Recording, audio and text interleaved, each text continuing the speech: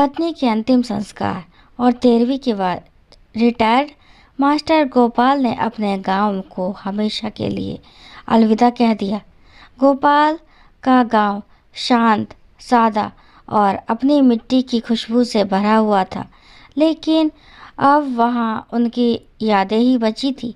उनका बेटा राजेश कई सालों से दिल्ली में एक बड़ी मल्टीनेशनल कंपनी में काम कर रहा था और वहीं अपने परिवार के साथ रहता था। राजेश ने कई बार अपने पिता को दिल्ली आने का आग्रह किया था, लेकिन गोपाल अपनी मिट्टी से दूर होने को तैयार नहीं थे। लेकिन अब अकेलेपन और उम्र के बोझ ने उन्हें अपने बेटे के आलीशान घर में रहने के लिए मजबूर कर दिया। जैसे ही गोपाल दिल्ली पहुंचे, उनका सामना एक ऐसी दुनिया से हुआ जिसकी कल्पना उन्होंने कभी नहीं की थी। राजेश का घर एक बड़े अपार्टमेंट में था, जहां हर सुविधा मौजूद थी। दरवाजे पर कदम रखते ही उनकी नज़रें चमचमाते फर्श और गुदगुदे मैट पर पड़ी। वे ठिठक गए। उनके मिट्टी से सने पैर ऐसे सजीले फर्श पर रखने में झिझक रहे थे। राजेश ने मुस्कुराते हुए कहा, आइए बाबूजी, अंदर आइए, चिंता मत कीजिए, ये सब आपकी सेवा के लिए है। गोपाल ने हिचकिचाते हुए कदम बढ़ाए और जैसे ही सोफे पर बैठे, उनकी चीख निकल गई, अरे रे, मर गया रे। नरम गद्दे में धंसते ही वे हड़बड़ा गए।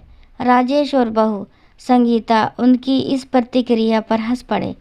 संगीता बोली, बाबूजी, यह मॉडर्न सोफ़ा है, इसमें आराम मिलेगा, आपको इसकी आदत हो जाएगी।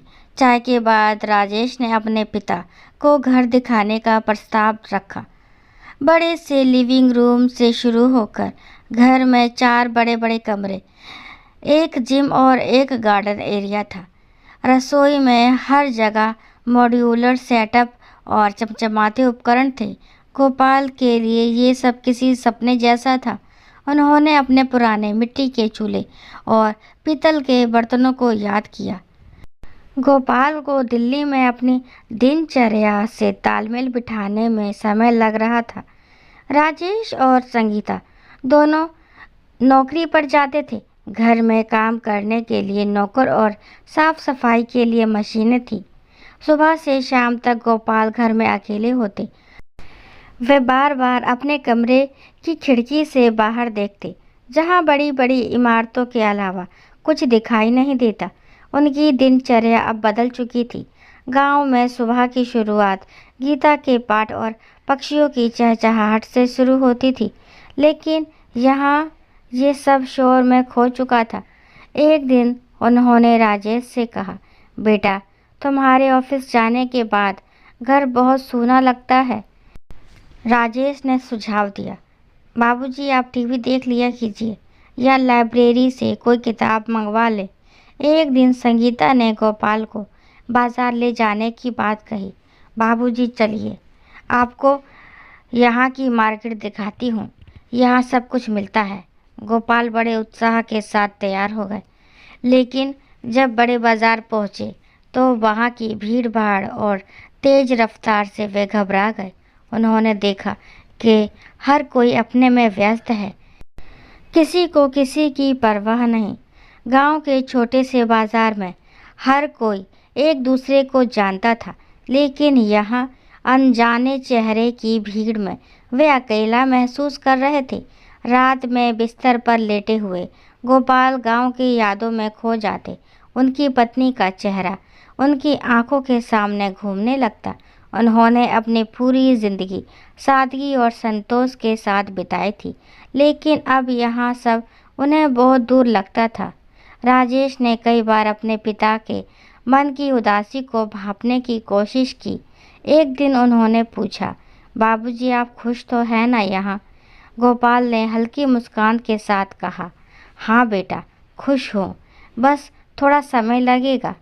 गोपाल ने खुद को व्यस्त रखने के लिए घर के पास बने पार्क में जाना शुरू किया। वहाँ उन्हें कई वृद्ध लोग मिलते जो अपनी कहानियाँ सुनाते। धीरे धीरे गोपाल का मन वहाँ लगने लगा। उन्होंने महसूस किया कि भले ही वे गांव में नहीं हैं, लेकिन यहाँ भी वे अपने लिए एक छोटी सी दुनिया बना सकते हैं। एक दिन उन्होंने पार्क में मिलने वाले एक बुजुर्ग से कहा, भाई साहब, गांव का सुकून यहाँ नहीं मिलता।